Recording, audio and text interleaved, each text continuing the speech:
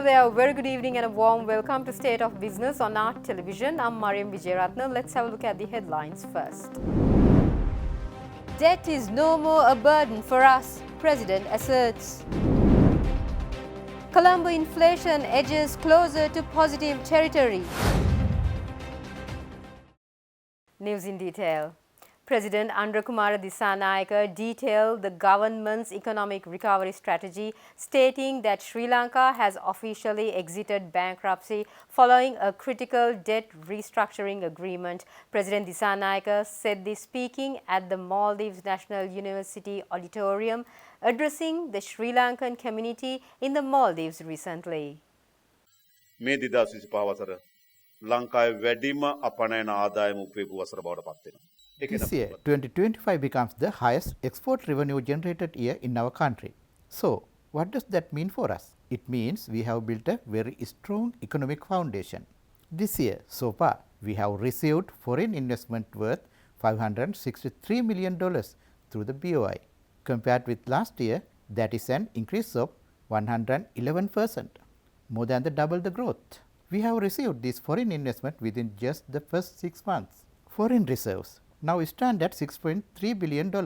We expect by the end of this year to increase foreign reserves to over $7 billion. Why? Because by 2028, we must repay our debt. Speaking further, he reaffirmed the government's commitment to rebuilding trust in governance by establishing a new political culture rooted in accountability, integrity, and the rule of law. අපේ රට අලුත් දේශපාලන කළු සංස්කෘතියක් අවශ්‍ය මොකද්ද? නීතිය ඉදිරියේ හැමදෙනාම සමානයි. ඒ වගේම Our country needs a political system, a new culture. The law must be equal for everyone and everyone must be under the law. Not only under it, everyone must also fear the law. There was an era in our country when there was no fear of the law. But now, step by step, our citizens are being brought under the law and our society must be transformed into one that has a certain fear of the law. Not taking bribes, but making Sri Lanka a country where even the thought of taking a bribe is feared. The police, a high-ranked police officer, has been brought under arrest. Many former senior police officers have been suspended and brought under custody. I have seen reports that even a former Navy commander had been arrested. Why is that? All these people were above the law. All these people bent the law to suit themselves. I will give you that assurance as President, and with our cabinet and our parliament. I give you that assurance. We will establish a government that does not steal even a cent of public money from the very beginning.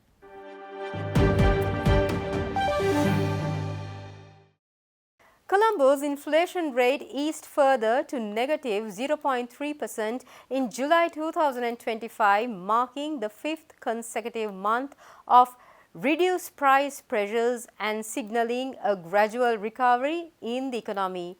The report was released by the Department of Census and Statistics, projecting inflation will move steadily towards its 5% target under ongoing policy measures. The Colombo Consumer Price Index showed year-on-year deflation of 0.3% in July, an improvement from 0.6% in June. Food inflation eased to 1.5%, driven by falling prices for key staples, while non-food deflation narrowed to 1.2%, with modest price gains in transport and housing. On a month-on-month basis, prices fell by 0.23%, with food contributing a negative 0.86 percentage points and a non-food adding a positive 0.63 percentage points. Core inflation, which excludes volatile items, rose slightly to 1.6%, reflecting underlying stability. The central bank says this consistent 5-month easing trend shows the deflationary cycle is nearing its end, paving the way for a gradual return to positive inflation in the coming months.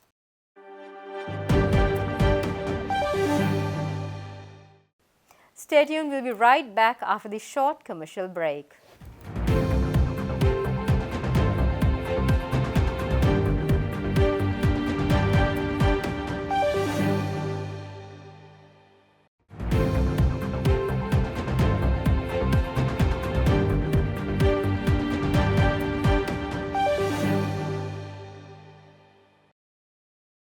Welcome back after the break. Sri Lankan exporters to the United States will see a major boost as Washington cuts import tariffs from 44% to 20%, easing the burden on key sectors such as apparel, rubber and tea.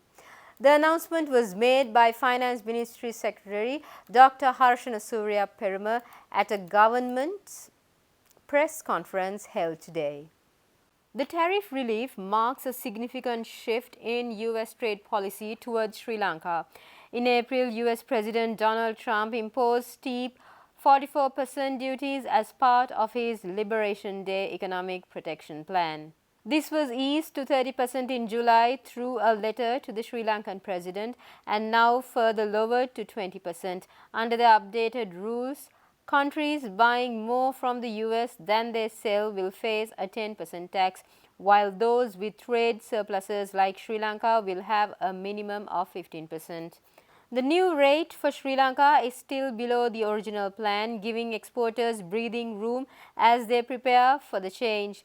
The tariffs will come into force on August 7 to allow time for US customs preparation.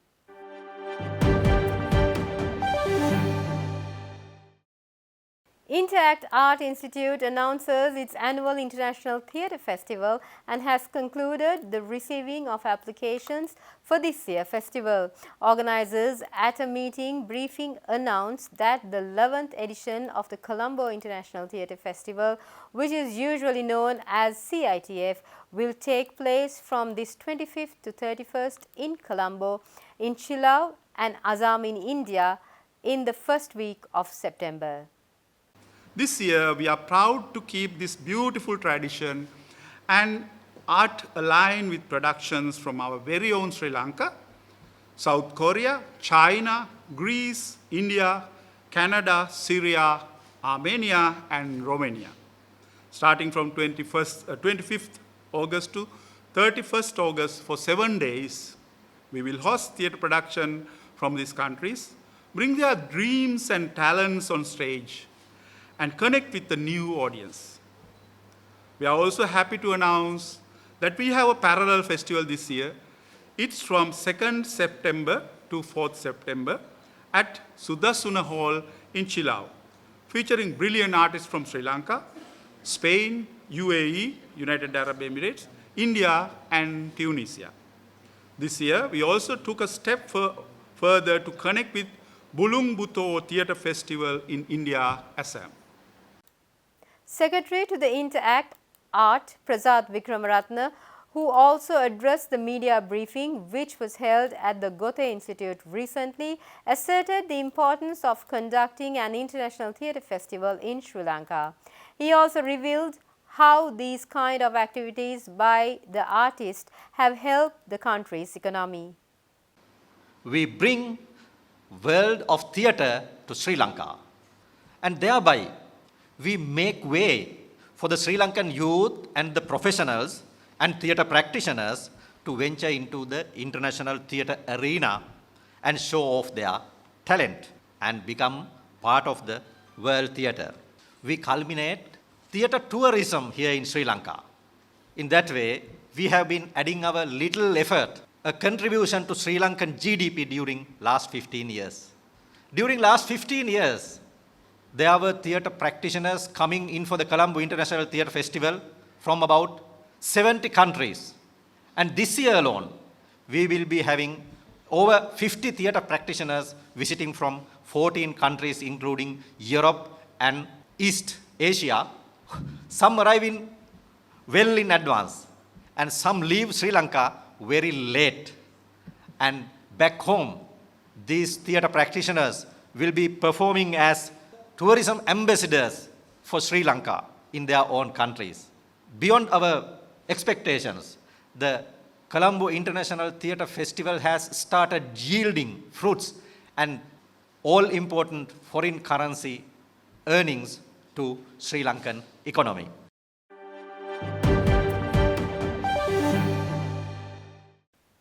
Stay tuned, we'll be right back with the stock updates.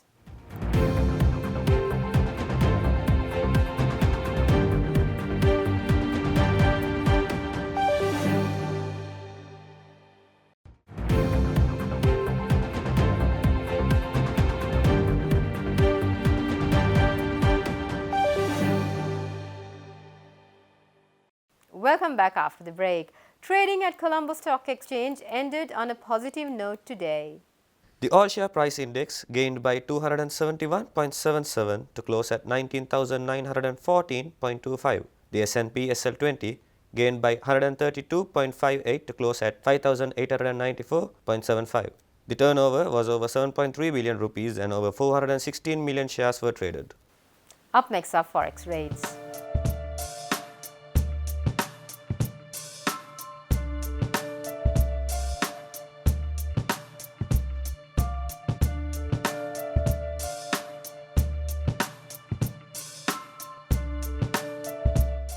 That's all we have for tonight. For this and more, subscribe to our channel on YouTube and follow us on Facebook. Have a great weekend. Take care. Good night.